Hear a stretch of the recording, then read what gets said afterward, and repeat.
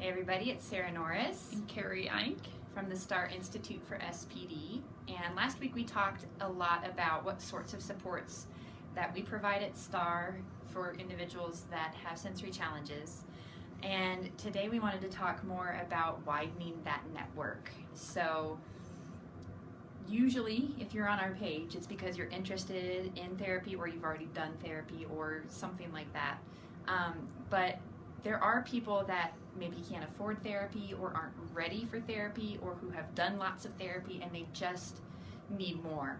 And so we wanted to talk a little bit about what we've seen in the families we've worked with that really helps support individuals with SPD.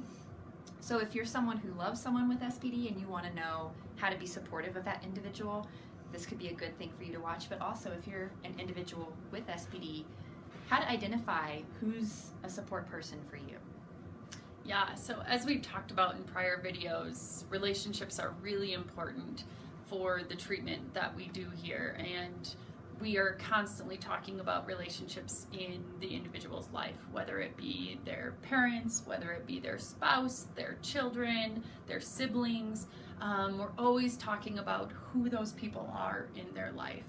But I think going even one step further today and thinking about who is the supportive person, and especially we're going to be talking today about specifically with your sensory-based challenges, who are those supportive people in your life? And thinking about the importance of the people who are validating you, the people who get it, the people who are listening to you. So I think people find that support in a lot of unusual places sometimes. And I'm just going to reflect on my life growing up and where I found those kinds of supports.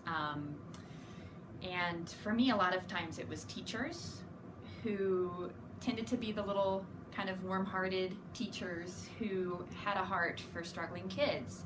And not that I struggled academically, but I certainly did socially. And so a lot of times teachers were the ones that seemed to understand me, know what I needed before I knew what it was. And not that I'm like BFFs with any of my teachers, but I have so much appreciation for the kindness that they extended to me and made me feel like I was worth the effort. Yeah, and thinking back for me, I know that friends have always been really supportive for me as well. Thinking a little bit in the outer circles, I think finding friendships of other people who get it, are there to listen, are there to understand on the good days, on the not so good days. They're a phone call away, maybe they're a FaceTime away, maybe they're willing to do coffee one night. And so, yeah. So, as we were preparing for this, I was thinking about what makes a person supportive when it comes to my sensory challenges. And I think this is going to be really different for everyone, but some principles are probably going to ring true. And those, for me, and you can echo if this is true for you or not, but thinking about people who get it, like you said, who understand without you having to explain a whole lot. That makes such a big difference. If you walk into a room with someone and they also notice that it's really loud and bright. And I have a really good work friend who, when she and I are at a restaurant together or a game night together and it gets loud, we look at each other with this like deer in the headlights look, because we both get how hard that is for us. So being understood goes such a long way to making you feel like your experience is real. So I know that's a big one for me. And then I think the other one is for people who may not have the same reactions as me.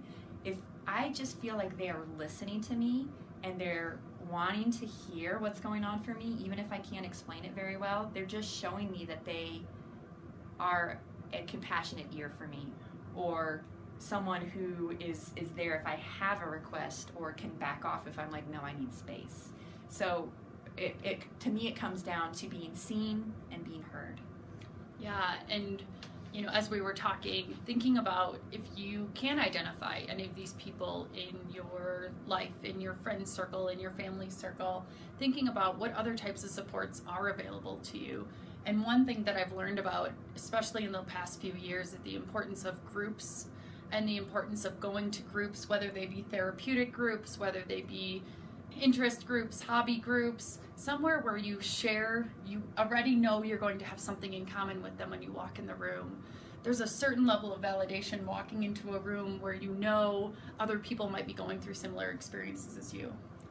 I think that really comes to that understood, like speaks to that understood concept of a lot of times when you're struggling and you try and relate that to other people, they either respond with, well, that can be fixed, let me tell you how you can fix it, or that's not a big deal, you can get over it, let's be happy again.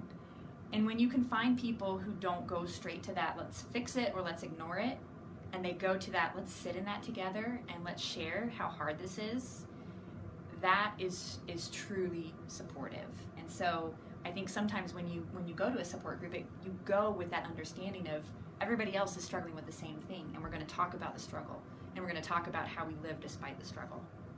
Yeah, so I know we've talked in prior videos as well, but if you're a caregiver, if you're somebody listening to this who knows somebody with SPD, one thing that I found really helpful working with these individuals is bringing you guys into the sessions, maybe having a meeting simultaneously with a professional you're working on, and kind of using them as a mediator of sorts, or as an educator, talking about bridging those gaps and bridging those questions that you have, because it's really the true understanding and that true validation that really makes a good support system.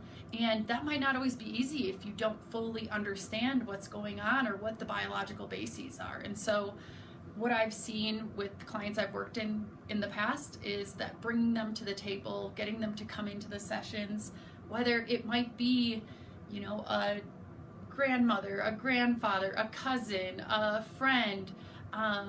I always have people asking me, would it be okay if I brought these people to the meeting? And I always say, absolutely. Knowledge is power. And I think in the individuals that I've worked with, where they do have at least one person in their lives who wants to learn, who wants to be supportive, and who's open to learning how to do that, because I think supporting someone with a condition like sensory processing disorder, it's confusing, it's inconsistent. Sometimes they're the sweetest people to be around, and sometimes they are the hardest people to be around.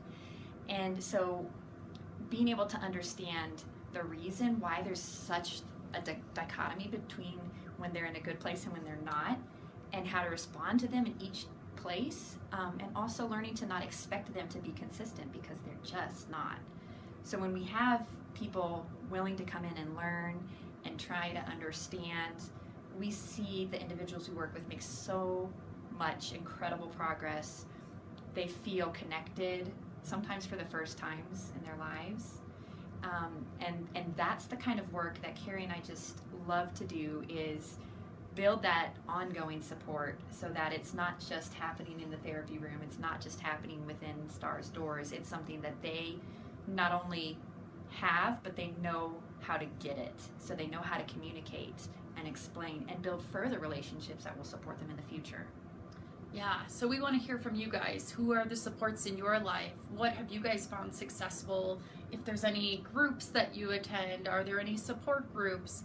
I know we've done the support group here in the past, and that's something that I know we're thinking about doing in the future, and that's something we hold a lot of passion for, because we just saw such power in it when we did the group with the adults that's available online. But so who are your supports, and what questions do you have about finding supports? Thanks guys for watching.